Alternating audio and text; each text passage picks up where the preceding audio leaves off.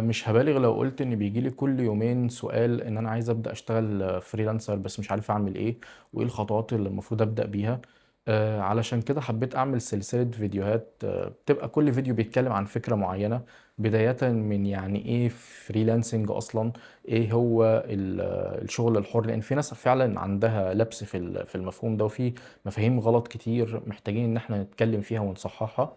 هنتكلم عن إيه هدفك، ولازم تبقى ليك هدف من الموضوع، ما يبقاش الموضوع إن هو عشان لقيت ناس كتير بتعمل كده فأعمل زيهم، لأ محتاج يبقى ليك هدف فعلًا واضح من الموضوع ده.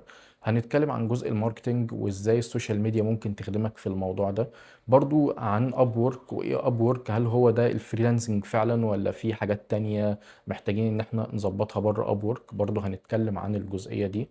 الحاجة اللي إحنا هنركز عليها أوي برضه وبتشغل ناس كتير أوي هي التسعير، وإيه هي أنواع التسعير، بحيث إن أنا أبقى فعلًا مسعّر خدماتي بشكل مضبوط، ما يبقاش عالي أوي فإن هو يطفّش العملا منّي، أو إن هو يبقى قليل جدًا فاظلم نفسي.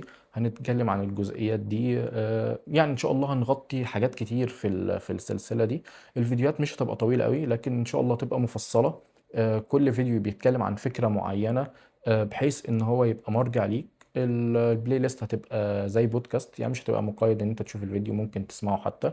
فبإذن الله تبقى سلسلة مفيدة. ولو في أي أسئلة أو في أي حاجة محتاجين إن احنا نتكلم فيها برضو ممكن تكتبوا لي في الكومنتات، بحيث إن احنا إن شاء الله نتكلم في المواضيع اللي فعلا بتشغل ناس كتير ومحتاجين إجابات ليها يعني.